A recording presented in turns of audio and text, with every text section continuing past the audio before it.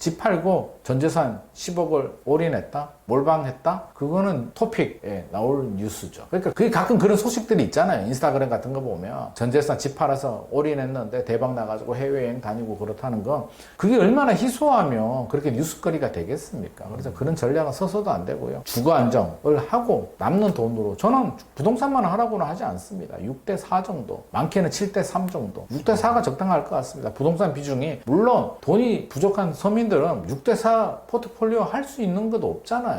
그러니까 집 하나 가지고 먹고 살기도 바쁜데 무슨 포트폴리오를 합니까? 그래서 그거는 맞지는 않고, 어느 정도 이제 자산이 좀 되시는 분들, 소득이 좀 되시는 분들이라면 1주택, 2주택까지는 저는 필요하다고 봅니다. 집 하나 있는데 팔고 뭐 할 수가 없으니까 2주택이 있으면 말씀하신 것처럼 팔고 다른 투자를 할 수도 있잖아요. 부동산을 투자할 수도 있고, 상가를 살 수도 있고, 아파트를 살 수도 있고, 비트코인을 할 수도 있고, 주식을 살 수도 있기 때문에 2주택은 그래도 투자 차원에서는 바람직한데, 3주택 이상이 된다면 저는 2주택 정도만 하고 또 나머지 돈 몇 억씩 있다면 계속 주택수를 늘리기보다는 뭐 주식이나 코인, 금융 쪽에 좀 관심을 가져서 전체적인 균형은 6대4로 맞추는 게 맞다고 생각합니다. 예. 그러면 지금 이제 우리의 미래 세대가 그 박사님 말씀처럼 누가 봐도 경기는 침체되고 출산율은 저하되고 성장 동력은 떨어지는데, 이런 상태에서 우리 정말 자녀들, 예를 들어서 대표님 자녀한테 어떤 그 부동산이나 투자 조언을 해준다면, 천상 집을 못 산다고 하면 지금 월급 받아가지고는 아르바이트를 해서, 그러면 내 자녀라면 어떻게 포트폴리오를 제안을 해주실지 여쭤보고 싶습니다. 일단 뭐 취직하기도 어렵고요. 뭐 돈 벌어도 먹고 살기도 힘듭니다. 그래서 마땅히 젊은 세대들 중에 뭐 내 집 마련에 대해서 막 뭐 엄청난 공감을 하기는 좀 어려울 것 같은데, 그래도 관심은 많은 것 같습니다. 요즘 2030들이 저희 세대 때보다는 관심이 많습니다. 관심이 많은 이유가 역설적으로 보면 불안하기 때문입니다. 저희 때는 그렇게 안 했거든요. 안 해도 되는 이유가 뭡니까? 나중에 취직하고 나중에 돈 벌어서 모아서 내 집 마련하면 되니까, 그때는 하면 된다라는 희망이 있었고요. 지금은 안 될 것 같잖아요. 안 될 것 같으니까 불안하니까 지금 빨리 서둘러야 되고, 무슨 크루 만들어서 하고, 뭐 요즘 임장 크루도 하고 그렇다는 거 하는데, 일단은 뭐 제 자식한테는 저는 그럽니다. 일단 청약 통장은 꾸준히 납입을 해라. 학생은 돈이 없으니까 어쩔 수가 없는데, 직장 다니시는 분들이라면 이제 납입 금액이 25만 원으로 상향 조정을 했기 때문에, 공공분양은 납입 금액이 중요하거든요. 납입 금액이 많을수록 유리하니까 25만 원씩 꾸준하게 납입을 하시는 게 좋습니다. 그건 언제 사용하지라고 하는데, 언젠가는 큰 효자가 될 수 있습니다. 25만 원 없어서 생활이 안 되는 분이라면 못하죠.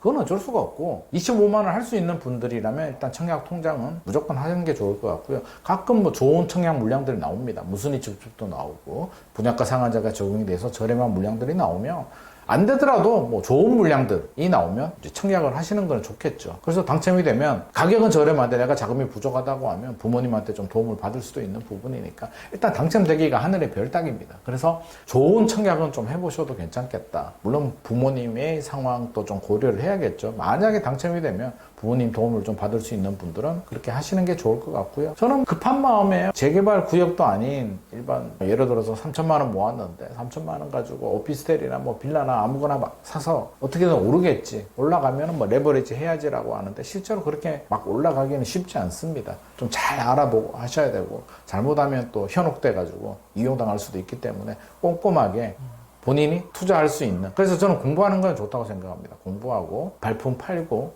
경험을 많이 쌓고 견문을 넓히는 노력은 필요합니다만, 조급심은 좀 버리는 게 좋겠다라는 생각을 가지고 있고요. 기본적으로 제 자녀한테 하는 얘기는 받아들여야 됩니다. 출산율 안 늘어납니다. 인구 안 됩니다. 지난 10년, 20년 동안 막대한 예산을 쏟아부었는데 결과가 어떻습니까? 안 되는 거는 받아들여야 되는 거예요. 그 흐름을 바꿀 수가 없습니다. 출산율? 대한민국 인구 5천만이잖아요. 20년 지나면 4천만으로 떨어질 겁니다. 어떡하지? 방법이 없습니다. 그냥 4천만이 경제 성장률을 유지할 수 있도록 잘 구성을 해야 되는데, 우리 정치권에서는 그게 지금 안 되고 있죠. 아직도 꿈꾸고 있습니다. 출산율을 올릴 수 있어. 경제 성장 다시 고성장 할 수 있어. 이 꿈입니다. 이미 저성장으로 들어갔고요. 선진국 중에 고성장하는 나라가 몇 개 됩니까? 이제 고성장의 꿈은 버리고 인구도 늘어나는 구조 아니잖아요. 받아들여야 됩니다. 그러면 이제 우리 자녀 세대들은 제 세대, 베이비붐 세대들이죠. 1958년에서 1976년 세대들보다 그 자녀 세대들은 못 사는 세대입니다. 받아들여야죠. 우리 부모 세대보다 우리는 잘 살기 어렵습니다. 우리 자녀 세대들은. 그렇다면 받아들이고 어떻게 해야 되겠습니까? 우리 엄마 아빠처럼 똑같이 해야지가 아니라 나의 행복을 위해서, 내 인생을 위해서 부모님 집에 거주할 수 있으면 거주하는 게 유리하겠죠. 요즘 집 나가면 요즘 월세 가격 많이 올랐거든요. 서울에 좀 괜찮다 하면 기본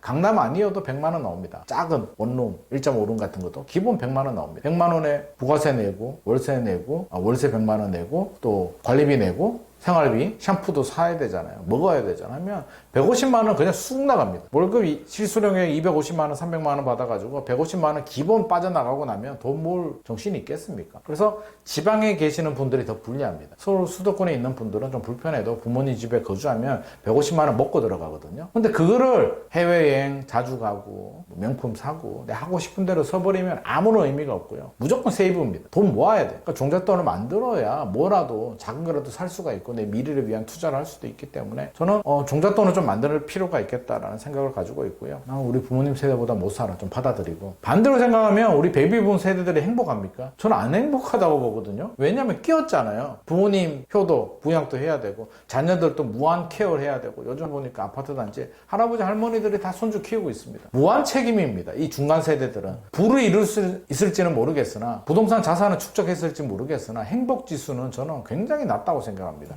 자기 자신을 위해서 쓰지도 못합니다. 부모님한테, 자녀한테 다 들어갑니다. 근데 우리 자녀 세대들은 그런 세대가 아니기 때문에 저는 본인들의 행복을 위해서 좀 사실 필요도 있겠다라는 생각을 좀 가집니다. 그러면 돈을 많이 가져야 행복한 거 아니거든요. 주거의 안정을 찾아야 되니까 내 집 마련 지금 아니면 답이 없는 거 아니잖아요. 앞으로도 기회 있습니다. 청약도 있고요. 또 중간에 떨어지는 구간이 나올 수도 있습니다. 그러니까 뭔가 준비가 돼야 떨어지는 구간에 사든 청약을 하는 거죠. 그래서 종잣돈을 계속 모으라는 말씀 드리고 싶고 호황된 꿈, 조급한 마음에 막 무리한 투자, 막 레버리지 많이 올려가지고 1억, 2억 가지고 10억짜리 사고 이렇게 하면 그분들이 나중에 위기가 왔을 때 못 버티고 이제 금매로 던집니다. 큰 손실을 보기 때문에 그렇게 하지 말라는 말씀 드리고 싶고 부모님의 상황에 따라서 또 부모님 자산이 또 나한테 상속이나 증여가 될 수도 있기 때문에 그런 점도 고려를 해서 하지만 요즘 부모님 세대들이 옛날 같지 않습니다. 부모님들 다 알거든요. 자녀한테 빨리 주게 되면 효도 안 하는 거 알기 때문에 요즘 시대는 바뀌었습니다. 부모님들도 주택연금 받는 분들도 늘어나고 있고요.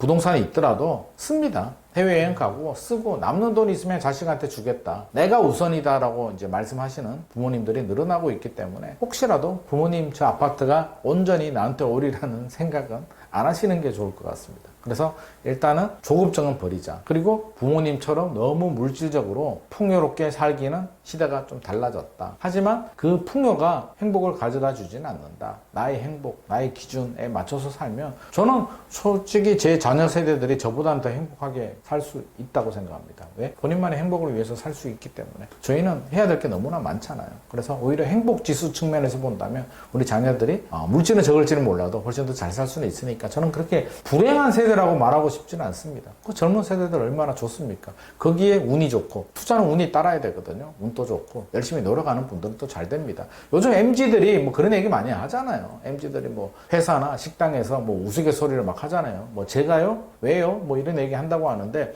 역설적으로 말하면 저는 MZ들 우리 자녀 세대들한테 해주고 싶은 얘기는 다 그렇게 한다고 해서 나는 달라지게 되면 그게 경쟁력이 됩니다. 예를 들어서 일이 남았습니다. 퇴근 시간이라고 해서 땡 해서 가기보다는 남은 일, 내가 좀 더 하고 마무리하고 가지 라는 마음. 그리고 좀 더 열심히 해야지.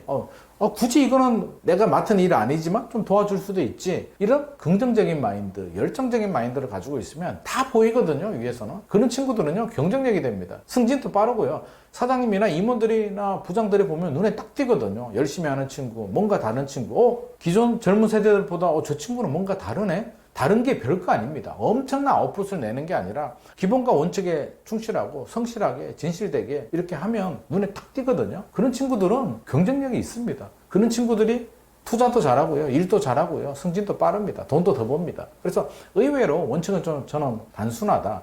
재테크를 해서 돈을 많이 버는 것도 중요합니다만 그런 일상생활에 대한 습관이 경쟁력이 된다. 젊은 분들은 그렇습니다.